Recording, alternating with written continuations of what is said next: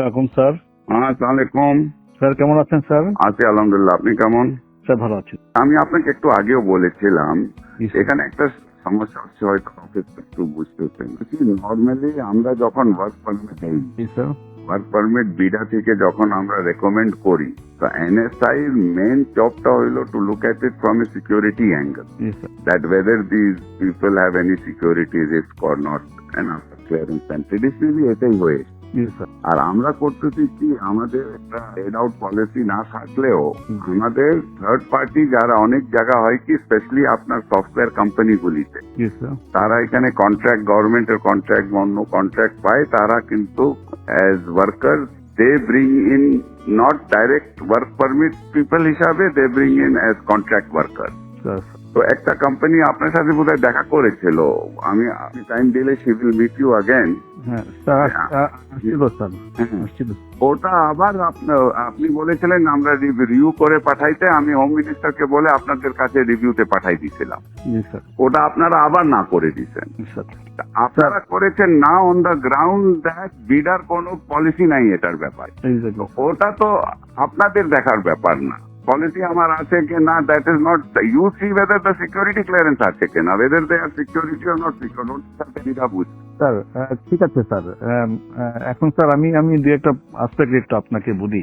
হ্যাঁ, যেই লোকটা ভাড়া দেখাচ্ছে 30,000 টাকা, বাট সে 3 লাখ টাকার বাসায় থাকতেছে, so he is not paying tax because he is showing 30,000 টাকা হাউস রেন্ট। যে 3 লাখ টাকা যে বাসা থাকতেছে, যেটার জন্য এডিশনালি সরকারকে পে করার কথা, সে তো সেটা করছে না স্যার। তো এটা দেখার দায়িত্বটা কার?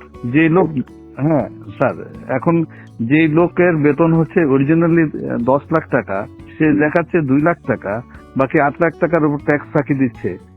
এই এটা দেখার দায়িত্বটা হলো এনবিআর। হ্যাঁ, ধরবে তো এনবিআর তো ধরতেছে, এটা তো এনবিআর যে ইন্টেলিজেন্স আছে তারা ধরতেছে। না ধরছে, অনেকগুলিকে ধরেছে, অনেকগুলিকে ধরছে, এয়ারপোর্টে আমরা আটকাই দিতেছি। স্যার, যে লোক আগে আসছে সে 8 লাখ টাকা বেতনে ছিল, এখন সে 2 লাখ টাকা বেতনে এখানে চাকরি করতেছে। তো বিদেশিরা এত দেশপ্রেমিক তো হয়ে যায় না যে আমার দেশে 8 লাখ টাকা বেতন ছিল, 2 লাখ টাকা কাজ করবে। আমাদেরকে তো এইগুলো যখন অবজেকশন দিয়েছি, তখন সে তার বেতন আবার বাড়ায় 6 লাখ টাকা করেছে স্যার।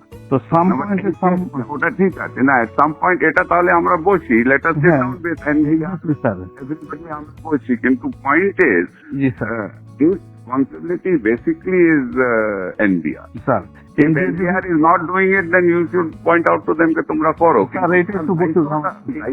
আপনি আপনার ঘাড়ের উপরে তো নিতে পারেন। আমরা না করতে পারলে ভালো চলে স্যার।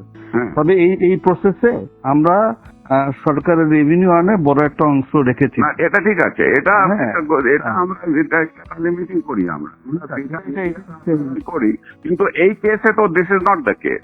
এই কেসে স্যার একটা কোম্পানি যখন একটা লোক আনে, তখন তার একটা বেতন ধরে যে তার এত টাকা বেতন, এত টাকা করবে। এটা যদি আবার থার্ড পার্টিকে দিয়ে দেয়, তাহলে এটাকে বিডিআই একটা পলিসিতে আমাদের দিয়ে দিক যে না, ইচ্ছা করলে সে আমি 2,000 টাকা,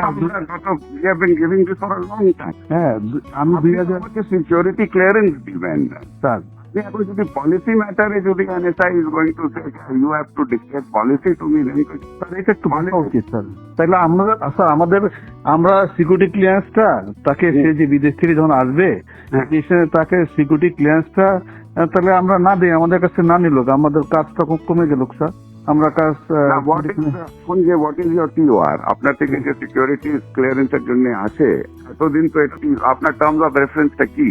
আমরা এটার ভিতর দেখি যে সরকারের মানে প্রথম কথা হচ্ছে যে সিকিউরিটি পার্সপেক্ট থেকে তার এমনি তার কোনো নিরাপত্তা হুমকি না। 2 নম্বর হচ্ছে যে কোনো ব্ল্যাকলিস্টে আছে কিনা।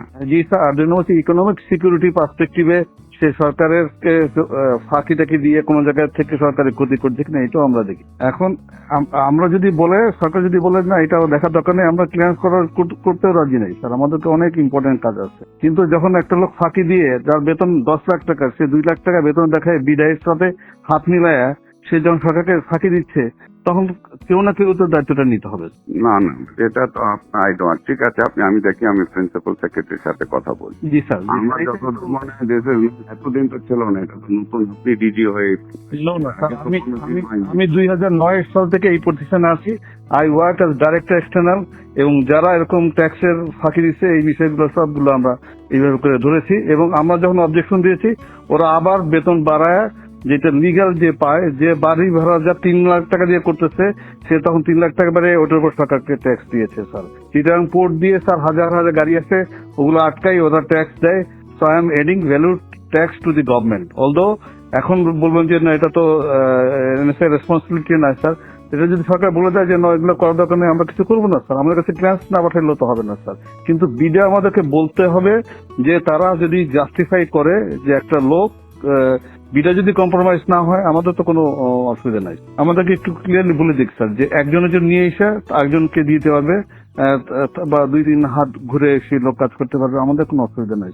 একটা মিটিং হলে ভালো হয় স্যার, আমাদের জন্য সুবিধা হয়। আচ্ছা, আমাদের দেখি আমি একটা meeting need to get A clear guidance on this. এবং আমি স্যার 2009-12 বছর এই প্রতিষ্ঠানে চাকরি করতেছি, এবং এইভাবে আমরা কিন্তু ক্লিয়ারেন্স মানে যেগুলোতে কম হয় না আমি অবজেকশন দিয়ে আসছি। এবং এই প্রতিষ্ঠানটা একটু ম্যানিপুলেশন বেশি চেষ্টা করতেছে, এবং বাট আমরা এরকম কেস খুব রেয়ার পেয়েছি যারা একজনের জন্য নিয়ে এসে, আমি নিয়ে আসলাম একজনকে বিদেশ থেকে, এসে আবার আর এক কোম্পানিকে দিলাম, এই কেস প্রথম আমরা পেয়েছি।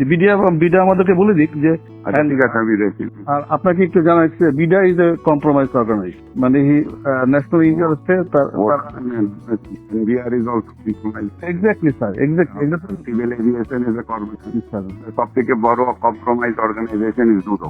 জি স্যার। আচ্ছা, আপনার অর্গানাইজেশনও কম্প্রোমাইজ আছে স্যার? এখানে তো আমার বাংলারই আছে স্যার। আপনারও কম্প্রোমাইজ আছে। আপনার লোক যখন নিচে যায় ক্লিয়ারেন্সের জন্য, ব্যাংকের যে ডাইরেক্টরের জন্য আপনার থেকে ক্লিয়ারেন্স নেয়, আপনি যে জুনিয়র অফিসারকে আপনার গ্রামে গঞ্জে পাঠান আমার সম্বন্ধে খোঁজ নিতে, তো সেও কম্প্রোমাইজ আছে। বাংলাদেশে কোন জায়গা কম্প্রোমাইজ না? সবাই মিলে একটু ভালো করার চেষ্টা করতেছি স্যার। এটা করেন, কিন্তু ডোন্ট সে দ্যাট কম্প্রোমাইজ আপনার অর্গানাইজেশনটাও is compromise. I can give you example that your people have gone and to give a clearance certificate how much money they have charged. Sir এটা আছে স্যার, আমি অস্বীকার করছি না স্যার। তাহলে compromise, সবাই কম্প্রোমাইজ আছে। আর don't tell me BIDA is sir আমাদের পিওর থেকে বাড়তে দিলে আমরা উই আর হ্যাপি, আমরা ক্লিয়ারেন্স